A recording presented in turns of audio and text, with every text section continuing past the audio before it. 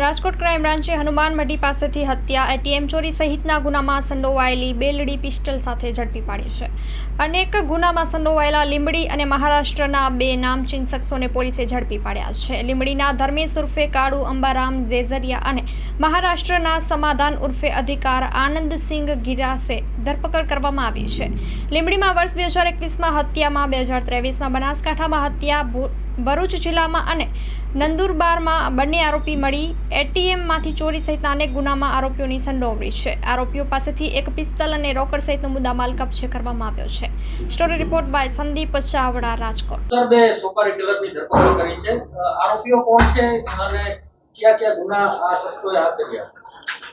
રાજકોટ શહેરની અંદર જે નાસ્તા ફરતા હોય, પેરોલ ફરલો જમ્પ હોય તેવા તમામ આરોપીઓની ધરપકડ કરવા માટે થઈને માનનીય પોલીસ કમિશનર શ્રી બ્રિજેશકુમાર ઝા સાહેબના દ્વારા સૂચના થયેલી હતી. એના સૂચના અન્વયે રાજકોટ શહેર ક્રાઇમ બ્રાન્ચના પીઆઈ મેહુલ ગોંડલિયા, ચિરાગ જાદવ, ડામોર અને એમની ટીમો જે છે સતત કાર્યરત હતી.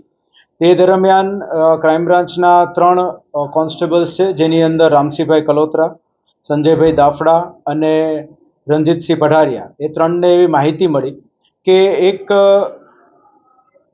લીંબડીના 302ના મર્ડરમાં ફરાર હોય, પેરોલ જમ્પ હોય તેવો આરોપી જે છે એ અહીંયા રાજકોટ ખાતે આવેલો છે. તો તે બાતમીના આધારે તે લોકો જે છે તેની પૂછપરછ કરવા, તેને શોધવા માટે થઈને ગયા અને તે દરમિયાન આ બંને આરોપી જે છે તે મળી આવતા તેઓની વિરુદ્ધ કાયદેસરની કાર્યવાહી હાથ ધરી. આગળ જ્યારે ફર્ધર તે લોકોની પૂછપરછ કરવામાં આવી અને માહિતી મેળવવામાં આવી ત્યારે તે લોકોની પાસેથી આપણને હથિયાર મળી આવ્યું. તે ઉપરાંત જે લીંબડીના જે મર્ડરના ગુનામાં તે લોકો ફરાર હતા, તે ઉપરાંત જ્યારે ફરાર હતા એ દરમિયાન જ તેમણે બનાસકાંઠાની અંદર એક મર્ડરને અંજામ આપ્યું હતું, જે એક સોપારી કિલિંગ હતું અને તેના માટે થઈને સુરતની અનિલ કાઠી ગેંગ દ્વારા 10 લાખ રૂપિયાની સોપારી લેવામાં આવી હતી અને મફાભાઈ પટેલ નામના એક ઈસમની હત્યા બનાસકાંઠાની અંદર 2023માં કરવામાં આવી હતી અને તેના શૂટર તરીકે આ બંને વ્યક્તિઓ જે તે સમયે રહેલા હતા. તે લોકોને હથિયાર પણ આ અનિલ કાઠી ગેંગના જ તે એક ભગીરથ બારોટ દ્વારા પ્રોવાઈડ કરવામાં આવ્યું હતું અને તેના આધારે પછી એ લોકો મર્ડર કર્યા બાદ ફરી પાછા પોતાનું જે કંઈ બી જરૂરિયાત છે એની પૂરી કરવા અને લૂંટફાટ ઉપર ચડી ગયા હતા. એ દરમિયાન તે લોકો દ્વારા ભરૂચની અંદર 2 એટીએમ ચોરી કરવામાં આવી હતી અને ત્યારબાદ મહારાષ્ટ્રની અંદર એક એટીએમ ચોરી 26 લાખની કરવામાં આવી હતી.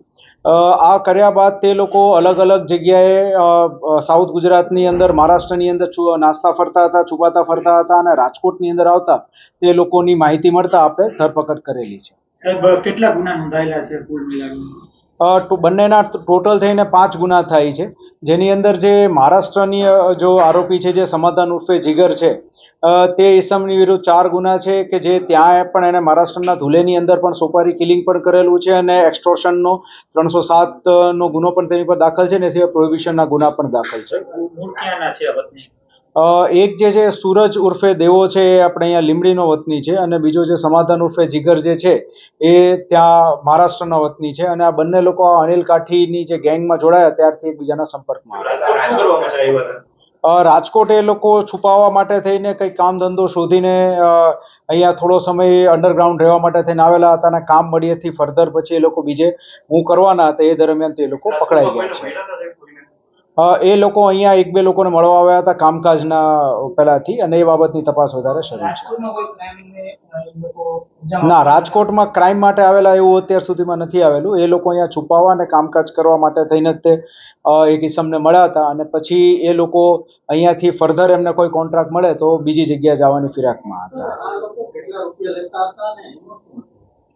એ જે અનિલ કાઠીની ગેંગ છે એનો અત્યાર સુધીનો જે આપણે તપાસ કરી છે અને સુરતથી જે માહિતી મગાવી છે એ મુજબ પર આ ટાઈપના સોપારી કિલિંગમાં 10 લાખની આસપાસનું એ લોકોનો રેટ છે, જેમાં પછી અલગ અલગ શૂટરને અલગ અલગ પૈસા મળે અને પ્લસ ગેંગના લોકોને એ લોકો પૈસા આપતા હતા.